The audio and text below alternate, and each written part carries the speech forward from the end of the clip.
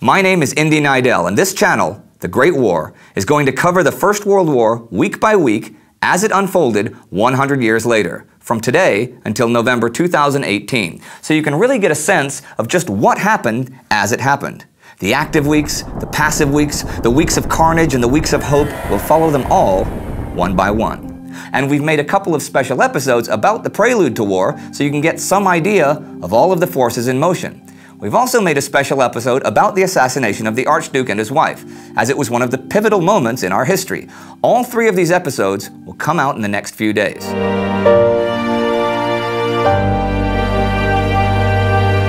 100 years ago today, on July 28, 1914, the Empire of Austria-Hungary declared war on the Kingdom of Serbia.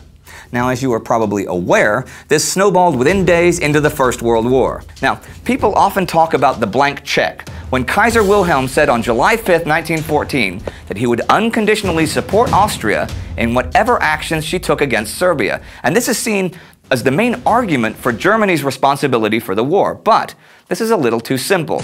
In the days following the assassination of the Austrian Archduke Franz Ferdinand in Sarajevo by the Serb Gavrilo Princip, there were anti-Serbian riots and demonstrations in much of Bosnia, and official dispatches to Vienna that there was Serbian complicity in the plot. But general European reactions to the killings were quite mild.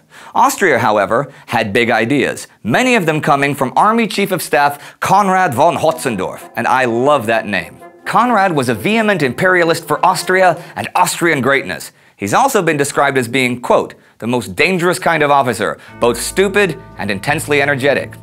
There you have it. In fact, in the year and a half before today, 1914, he asked his government to go to war no less than 26 times, and it's very important to note here that his main counterweight, the man who repeatedly urged Emperor Franz Joseph against war with Russia or war with Serbia not to listen to Konrad, was Archduke Franz Ferdinand, now deceased. The assassination was, to Konrad, a heaven-sent means to curb Serbian power and ambition. Now, to understand the next few weeks, we really need to look a bit at both Germany and Russia. In 1912, the Kaiser had told Army Chief of Staff von Moltke and Grand Admiral von Tirpitz that, quote, Austria had to act vigorously against the foreign Slavs. If Russia were to support the Serbs, war would be inevitable for us. Although we think of pre-war Russia today as a backwater, this was not really the case. Russia had become the world's fourth largest economy by 1914.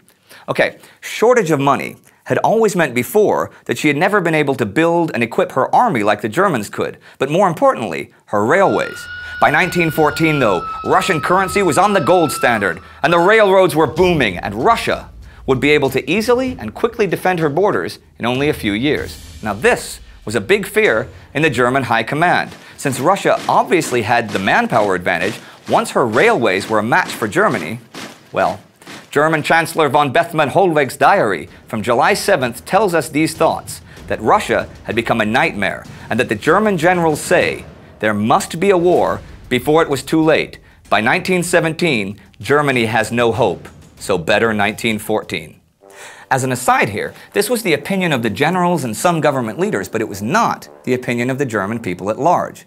You see, Germany had the largest population of socialists in Europe, and they and others comprised a big anti-war segment of society. So the Kaiser wrote on June 30th, the Serbs must be disposed of, and right soon.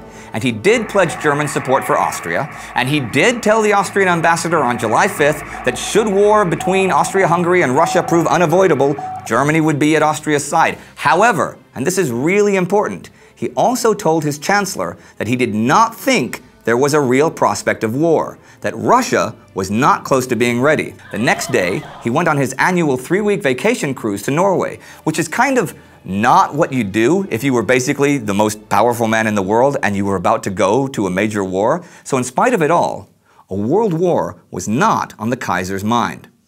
So, on July 7th, the Austro-Hungarian cabinet met to discuss Serbia, and they were for a war to reduce Serbia's size and make her dependent on Austria. On July 13th, a secret report reached Vienna from Sarajevo that there was zero evidence the Serbian government had anything to do with the assassination. Now, this didn't really change anything, but this did. Franz Joseph finally became convinced that Austria could take action against Serbia without any other powers interfering, so he agreed to issue an ultimatum. The terms of the ultimatum were finalized on July 19th. It had a total of 15 demands, and it linked the Belgrade government with the assassination, even without evidence. Now, you can look up the demands yourself, but here are a couple that really stick out. The Serbian government must condemn anti-Austrian propaganda and punish anyone who made or distributed it. And the big one, Austrian officials would participate in the judicial process in Serbia. Yep, they would be in charge of justice in another country. Now, as you may guess, this ultimatum was designed to be rejected. It was sent on July 23rd with 48 hours for Serbia to agree to it. 6 p.m. on July 25th, Serbia answered the ultimatum.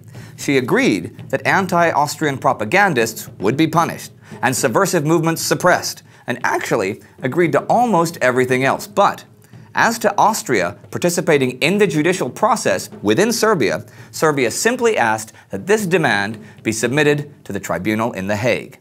Now, everybody except Austria thought this response was just fine, but Austria was determined to go to war. Actually, Russia suggested 2 days later that negotiations between her and Vienna should be opened to try and sort things out. This was refused. A British attempt the same day to talk Germany into having a four-power conference to also try to sort things out was rejected as well. And you know what? Here's something that happened then that remained secret until after the war. On July 28th, 100 years ago today, Kaiser Wilhelm finally read the full text of the Austrian ultimatum and Serbia's response, and he could see no reason at all for Austria to declare war. Yep, after all this had happened, the Kaiser wrote, "A great moral victory for Vienna, but with it, every reason for war is removed."